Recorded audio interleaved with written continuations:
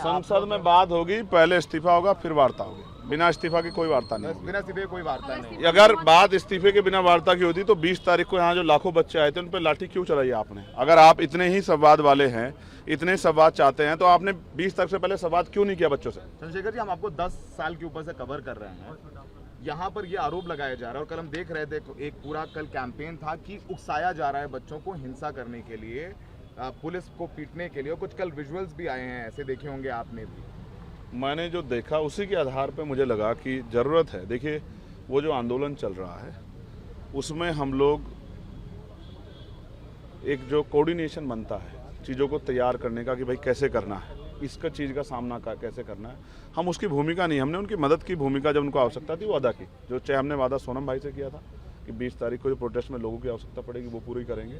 या हमने रात को जब 18 तारीख को हटाने की बात आई थी तो रात को 2 बजे से 7 बजे तक वहाँ बैठ के जो है अपना वादा पूरा किया।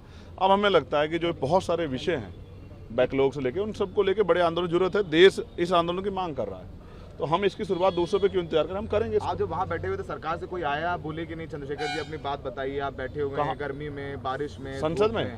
हाँ, 2 मंत्री कल आए थे, तो मैंने उनसे भी एक ही बात कही कि वार्ता तब होगी जब धर्मेंद्र प्रधान इस्तीफा दे देंगे, उसके बाद वार्ता, उससे पहले कोई वार्ता नहीं। तो आप अपने संगठन के साथ कुछ और संगठनों को भी लेके आएंगे साथ में, जैसे पार्लियामेंट में कुछ आप लोग इंडिपेंडेंट लोग? हाँ, वही मैंने बताया, आप देर से आए, मैंने यही बात बताई थी कि मैं अपना जो साथी हैं जो मुझसे जुड़े हुए हैं, जो मेरे साथ आके बैठे भी थे, उन सबसे मांग करूंगा कि वो चले मेरे साथ और हम लोग होम मिनिस्टर से बात करेंगे। जिन लोगों ने लाठियां चलाई है उन पर कार्रवाई क्यों नहीं हो रही है, और जो आज का प्रोटेस्ट है उस पर बच्चों के साथ लाठी ना चले, इसकी जिम्मेदारी सरकार ले। प्रोटेस्ट से कोई बात है तो आप वार्ता अगर खत्म क्यों नहीं कराते, उनकी मांग मान लो, क्या दिक्कत है? हमने कहा फास्ट ट्रैक कोर्ट बना देंगे, पेपर लीक पर तुरंत फैसले करेंगे। 12 साल में क्यों याद आया? इस आंदोलन की वजह से याद आया, जनता ने किया, नौजवानों ने किया, अभी बहुत कुछ याद आ जाएगा। मैं कहता हूँ ना, आपको किससे कोई एप्लीकेशन देनी है, किसी को कर दो, करो, कल पे क्यों छोड़ रहे हो? करो भाई साहब, लाओ ना रेजुलेशन, लाओ। प्रधान दिखे आपको पार्लियामेंट में? लाओ आप,